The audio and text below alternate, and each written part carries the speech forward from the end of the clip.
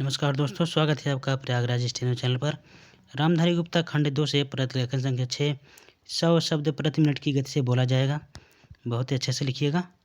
Dictation शुरू होगी 5 second में। चैनल को आप लोग सब्सक्राइब जरूर करिएगा। Ready, start.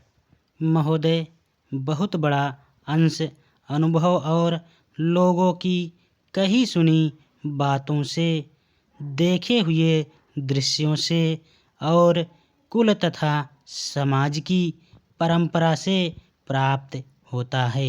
सिनेमा इस सभी प्रकार के ज्ञान की प्राप्ति में सहायक हो सकता है, क्योंकि यह मनुष्य की दृश्य और श्रव्य अनुभूतियों के क्षेत्र को बहुत ही बढ़ा सकता है।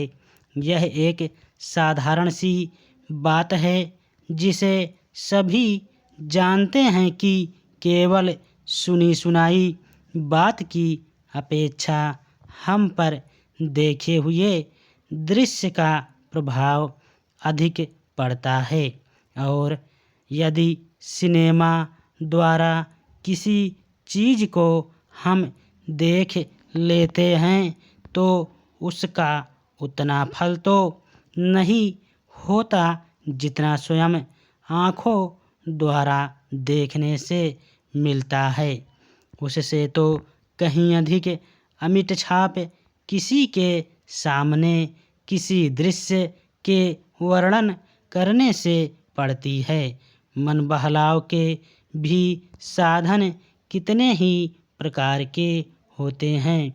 कुछ तो ऐसे हैं जो मन बहलाव के साथ साथ शिक्षाप्रद भी होते हैं और इसके विपरीत बुरे संस्कारों का साधन बन जाते हैं। मैं स्वयं यह दावा नहीं कर सकता कि मैंने बहुत सी फिल्में देखी हैं। सच पूछिए तो मुझे बहुत कम फिल्में देखने का अवसर मिला है, पर मेरे पास जो खबरें पहुंचती हैं बहुतेरे विश्वसनीय भाइयों और बहनों द्वारा जो शिकायतें पहुंचती हैं उनसे मालूम होता है कि बहुतेरी फिल्में दूसरी कोटि की हैं, जो शिक्षा अथवा मन बहलाव का साधन ना बनकर पूरी वासनाओं को जागृत करती हैं। विशेषकर युवकों के चरित्र पर बुरा प्रभाव डालती हैं। हो सकता है कि इस प्रकार की फिल्में अधिक लोकप्रिय होती हों, उनके द्वारा अधिक पैसे कमाए जा सकते हों।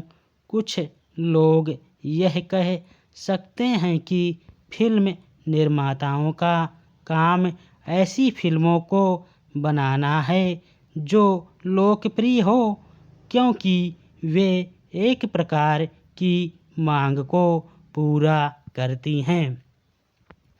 यह भी कहा जा सकता है कि फिल्मों का ध्येय मन बहलाव ही है। उसको तो तभी सफल मानना चाहिए जब फिल्में उन लोगों का मन बहला सकें जिन लोगों के लिए बनाई गई हों।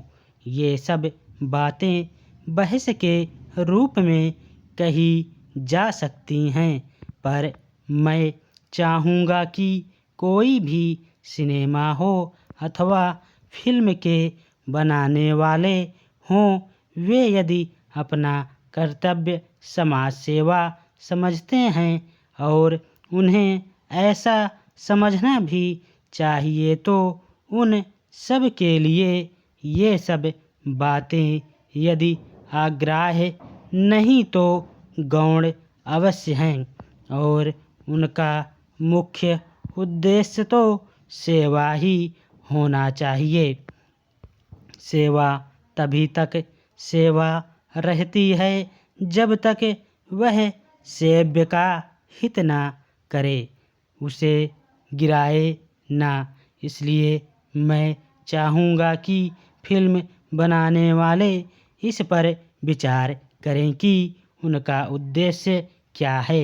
उद्देश्य सेवा ही होना चाहिए और सेवा के साथ साथ यदि धनोपार्जन भी हो जाए तो निर्दोष है। यदि धनोपार्जन ही उद्देश्य हो और सेवा न हो तो वह अग्राह्य होना चाहिए।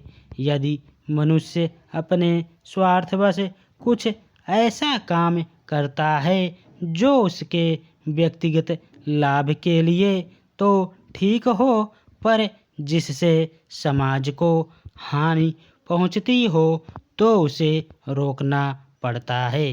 स्टॉप।